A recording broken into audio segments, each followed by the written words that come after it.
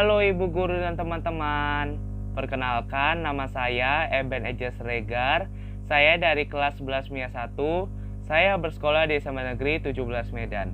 Pada video kali ini, saya akan menjelaskan salah satu materi di pelajaran seni budaya kelas 11, yaitu mengenai pertunjukan musik barat. Selamat menyaksikan Bu Guru dan teman-teman. Oke, sekarang kita akan menganalisis apa-apa saja sih pertunjukan dari musik barat. Langsung saja kita pelajari sekarang. Jadi, yang pertama, dari pertunjukan musik barat ini kita akan bahas mengenai sejarah musik barat. Pasti sesuatu hal memiliki sejarah yang unik. Contohnya itu seperti Candi Borobudur memiliki sejarah yang unik. Begitu juga dengan musik barat ini memiliki sejarah yang pasti unik juga. Oke, langsung kita bahas saja sejarahnya. Yang pertama ada musik zaman Yunani kuno yang dimulai pada tahun 1100 SM. Meskipun dalam sejarah Yunani takluk kepada kekaisaran Roma, tetapi kekuatan kebudayaannya masih tetap eksis. Menurut mitos Yunani kuno, musik dianggap sebagai ciptaan dewa-dewi atau setengah dewa, seperti Apollo, Ampion, dan Orpheus. Dalam periode Yunani kuno, muncul dua aliran musik, yaitu musik untuk ibadah Dionysius dan musik untuk persembahan dewa Apollo. Nah, jadi menurut mitos Yunani kuno tadi, musik dianggap sebagai ciptaan dewa-dewi atau setengah dewa seperti Apollo, Ampion, dan Orpheus. Nah, mereka ini menganggap bahwa musik memiliki kekuasaan ajaib yang dapat menyempurnakan tubuh dan jiwa manusia serta membuat mukjizat dalam dunia alamiah. Oleh karena itu, musik tidak dapat dipisahkan dari upacara-upacara keagamaan. Nah, jadi saya akan melampirkan contoh-contoh dari musik zaman Yunani kuno yang terkait eratnya dengan keberadaan aliran agama Apollo. Nah, jadi ini ada dua musik, yaitu musik lira atau alat musik peti sejenis harpa kecil dan kitara atau alat musik peti berdawai 5-7. Nah, ini terkait erat dengan keberadaan aliran agama Apollo. Jadi, musik lira dan kitara ini terkait dengan keberadaan aliran agama Apollo. Sedangkan aulos, sejenis alat musik tiup terbuat dari kayu yang terdiri dari dua batang yang memiliki lubang ari, berkaitan dengan aliran Dionysus.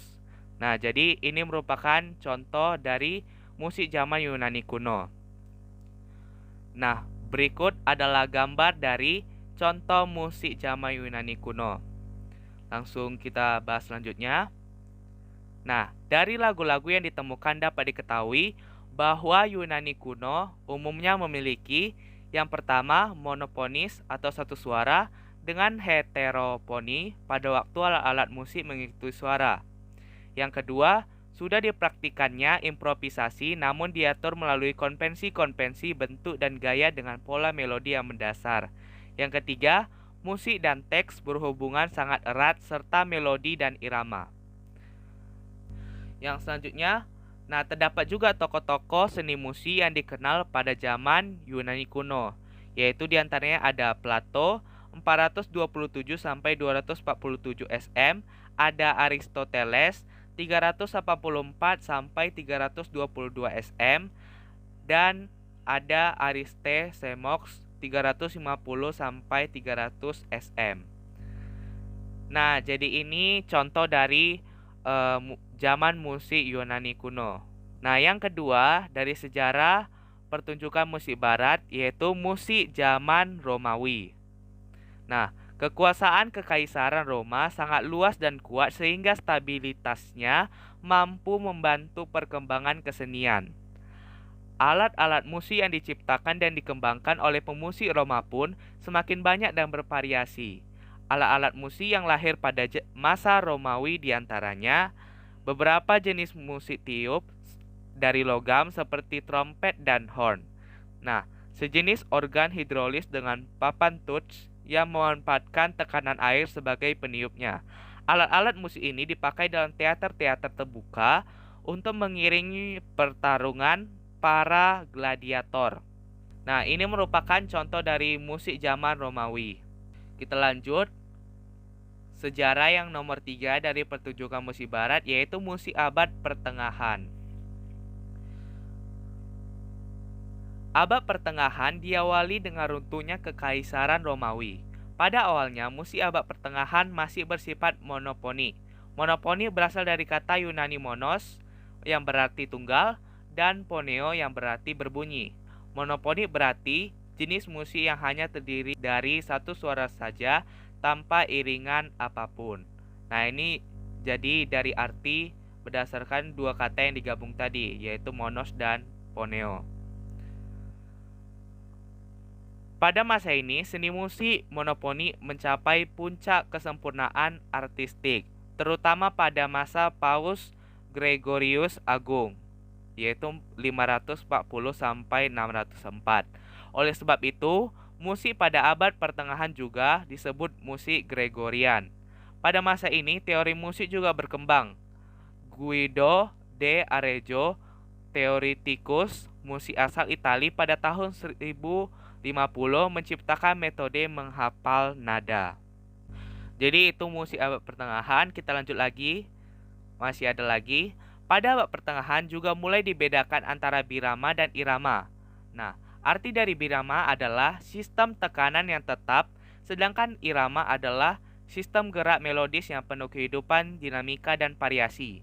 Pada abad pertengahan ini juga mulai diperkenalkan sistem notasi musik mensural, yakni notasi nada yang memperhitungkan panjang nada sesuai dengan proporsi. Nah, ini merupakan contoh gambar dari musik abad pertengahan. Kita lanjut ke nomor 4 dari sejarahnya, yaitu musik zaman Renaissance. Kata Renaissance berasal dari bahasa Prancis. Renaissance yang berarti lahir baru menemukan kembali jati diri manusia. Artinya, manusia dengan akal budi dan aspirasi cipta karya karsanya berhak untuk menentukan hal-hal yang berkaitan dengan individunya. Tahap awal perkembangan gerakan Renaissance dalam kesenian dan kesusastraan terasa di Italia, kemudian menyebar ke Eropa Utara. Di Italia, muncul tokoh-tokoh seni dan sastra antara lain Botticelli, Leonardo da Vinci, Raphael, Michelangelo, Cellini, Ariosto, dan Machiavelli. Musik banyak dikembangkan selama masa Renaissance. Dua faktor terpenting dalam perkembangan ini adalah percetakan musik polifonik yang mulai ada pada tahun 1501 dan dukungan bangsawan yang berpendidikan dan membutuhkan hiburan yang berkualitas tinggi. Yang kelima ada musik zaman barok. Awalnya gaya musik zaman barok dikritik sebagai musik yang harmoninya kurang jelas, kehilangan bentuk normal, eksentrik, kurang bermutu, bahkan dekaden. Namun karena perkembangan dasar-dasar estetika yang baru, gaya musik barok kemudian dinilai secara positif. Gaya musik zaman barok memang tidak jelas, berbelit-belit, dan bombastis. Yang keenam, zaman musik klasik. Menurut Frederick Bloom, musik klasik adalah karya seni musik yang sempat mengintikan daya ekspresi dan bentuk bersejarah sedemikian rupa hingga tercipta suatu ekspresi yang meyakinkan dan dapat bertahan terus. Zaman klasik ditandai dengan kembalinya gaya seni yang memperhatikan kaidah-kaidah formal. Bentuk-bentuk musik yang populer pada waktu itu adalah bentuk-bentuk komposisi, sonata, simfoni, konserto, dan karya-karya lepas. Komponis-komponis penting di zaman klasik ini diantaranya adalah John Stamek, Franz Joseph Haydn, yang dikenal sebagai Bapak Orkes Simfoni dengan lebih dari 100 karya, dan Bapak Kuartet dengan lebih dari 80 karya. Ini merupakan contoh zaman musik klasik. Selanjutnya, yang ketujuh, musik zaman romantik. Istilah romantik dalam sejarah perkembangan musik Eropa berhubungan dengan perasaan, sikap batin, dan jiwa manusia. Pada zaman ini, karya seni musik dianggap lebih mengikuti gerak hati penciptanya. Oleh karena itu, gaya musik pada zaman ini begitu bebas dan tak terbatas. Pada zaman romantik, karya musik jenis nyanyian sangat berkembang. Bahkan nyanyian rakyat berperan sangat penting. Perkembangan musik romantik dapat dilihat dari fase-fase romantik berikut. Yang pertama romantik awal, yang kedua romantik tinggi, yang ketiga romantik akhir. Ciri khas musik zaman romantik adalah sebagai berikut. Yang pertama segi bentuk, yang kedua segi harmoni, yang ketiga segi ritmik, yang keempat segi warna suara. Yang selanjutnya, sejarah yang ke-8 yaitu musik zaman peralihan. Sepeninggal Wagner, musik zaman romantik berakhir. Setelah itu, musik memiliki ciri yang lebih tegas warna nasionalnya karena pada saat itu mulai muncul kesadaran nasionalisme. Komponis zaman peralihan diantaranya adalah Caesar August Frank, Gustav Mahler, Peter Lik, Tchaikovsky, dan Sergei Rachmaninoff. Yang kesembilan, yaitu sejarah yang terakhir, yaitu musik abad modern. Ciri paling penting dalam gerakan musik modern adalah sikap emansipatif, yaitu sikap yang ingin membebaskan diri dari segala belenggu aturan yang mengekang kebebasan berekspresi. Gaya musik ini menekankan pada timbulnya kesan yang kuat bagi pendengar. Claude Achille Debussy merupakan pelopor aliran musik impresionisme. Ciri lain dari zaman modern adalah industrialisasi. Musik pun dipengaruhi oleh industrialisasi. Bunyi-bunyian yang bersumber dari suara-suara mesin industri dicoba digali untuk memberi sentuhan warna musik modern. Yang selanjutnya, ke B, kita akan membahas jenis irama dasar musik barat. Yang pertama ada march. Irama march adalah komposisi musik dengan irama teratur dan kuat. Irama march paling sering dimainkan oleh korps musik militer. Lagu march biasanya ditulis dalam birama genap 2/4, 4/4, tetapi kadang-kadang dalam birama 6/8. Musik march modern mulai berkembang di kalangan korps musik militer Eropa pada awal tahun 1500-an. Yang kedua ada waltz. Irama waltz yang dalam tradisi musik Jerman disebut Walzer, di Prancis disebut Valse, di Italia dinamakan Palzer, di Spanyol dinamakan Vals, dan di Polandia dinamakan waltz. Waltz dikenal sebagai musik pengiring dansa 3 langkah atau 3 ketukan, sering ditulis dalam tanda birama 3/4. Yang ketiga, balada. Balada atau balad adalah jenis irama musik barat yang biasanya berisi narasi atau kisah hidup. Balada secara khusus merupakan karakteristik dari puisi dan lagu populer dari Kepulauan Inggris dari periode abad pertengahan sampai abad ke-19. Yang keempat, rock. Musik rock adalah genre musik populer yang mulai diketahui secara umum pada pertengahan tahun 50-an. Musik rock juga meniru gaya dari berbagai genre musik lainnya, termasuk musik rakyat, jazz, dan musik klasik. Instrumen khas dari musik rock berkisar sekitar gitar listrik atau gitar akustik dan penggunaan backbeat yang sangat kentara pada rhythm section dengan gitar bass dan drum.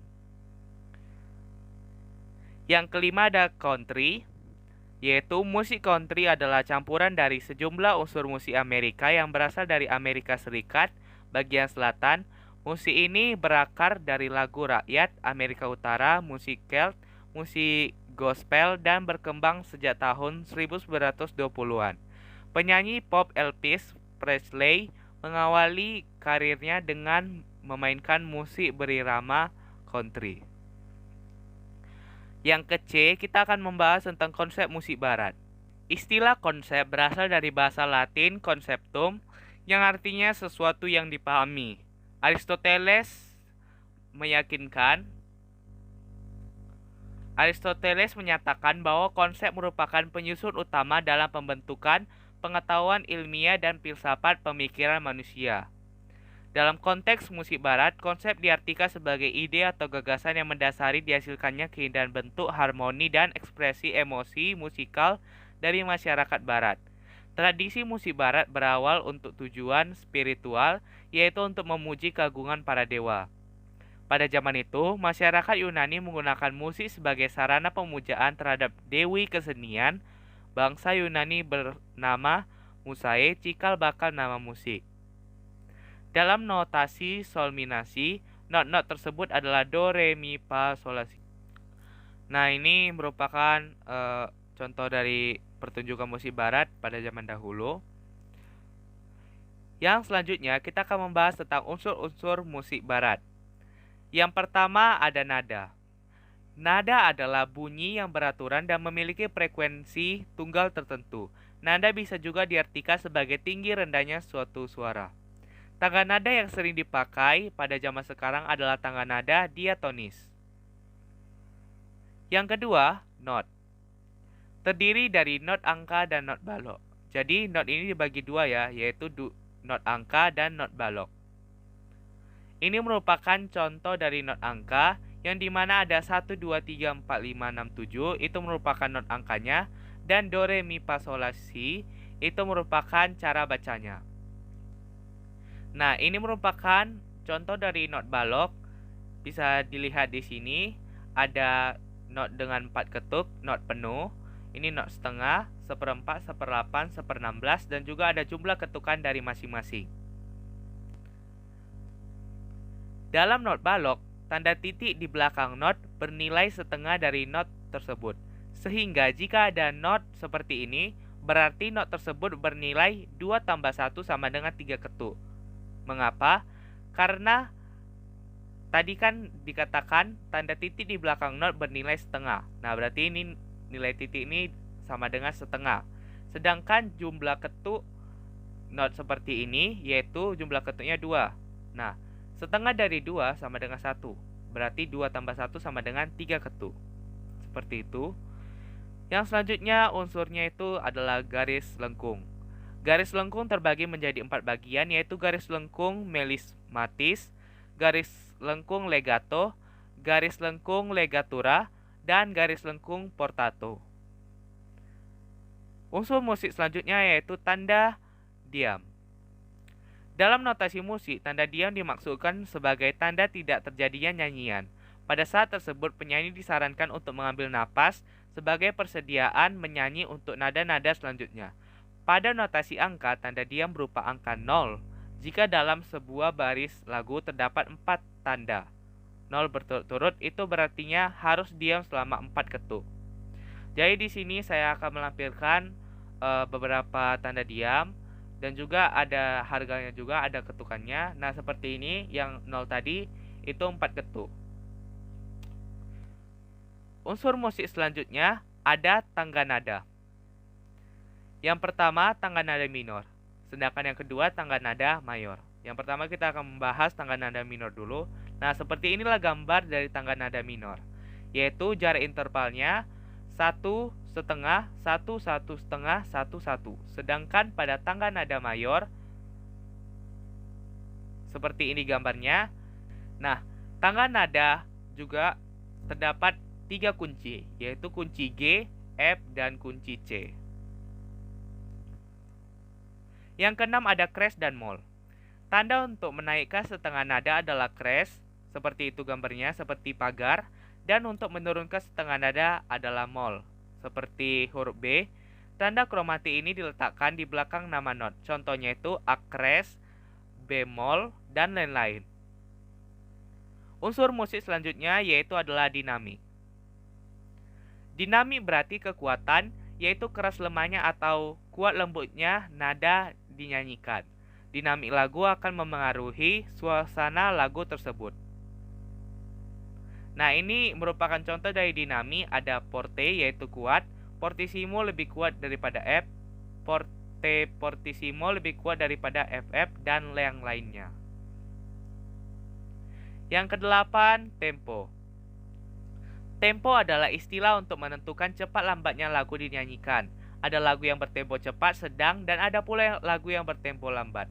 Istilah-istilah sebagai tanda tempo biasanya menggunakan bahasa Italia.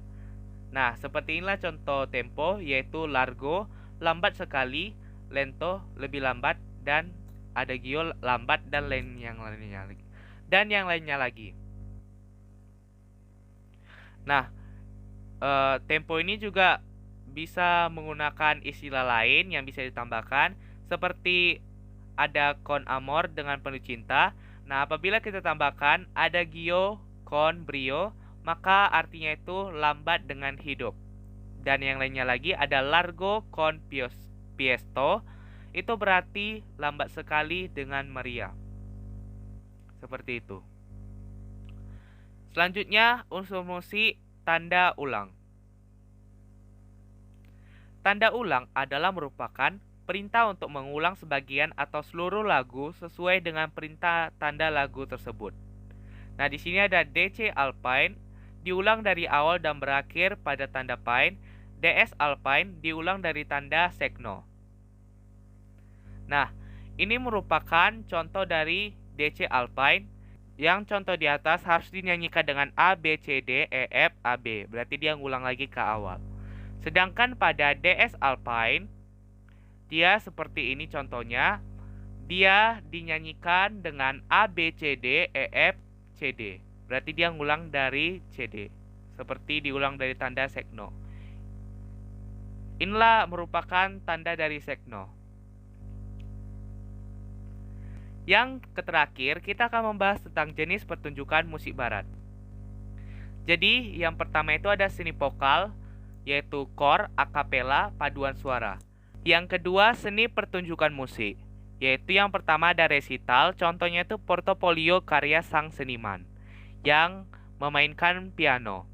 Yang kedua ada ensemble, yaitu sajian kelompok musik dengan instrumen yang sejenis atau campuran. Ensemble yang memainkan alat musik gesek semuanya disebut sebagai ensemble gesek. Nah, jadi ensemble itu seperti bisa campuran, bisa gesek juga, bisa ensemble tiup, ensemble perkusi, ensemble petik, dan yang lainnya juga bisa. Yang selanjutnya ada orkestra. Orkestra dimaksudkan sebagai kelompok musisi yang memainkan alat musik bersama. Yang keempat ada band, yaitu pertunjukan musik barat yang paling populer. Nah, grup band yang paling terkenal itu adalah The Beatles, The Rolling Stones, atau Quest Plus. Jadi demikianlah dari video kali ini mengenai pertunjukan musik barat. Mohon maaf jika ada kesalahan kata. Sekian dan terima kasih.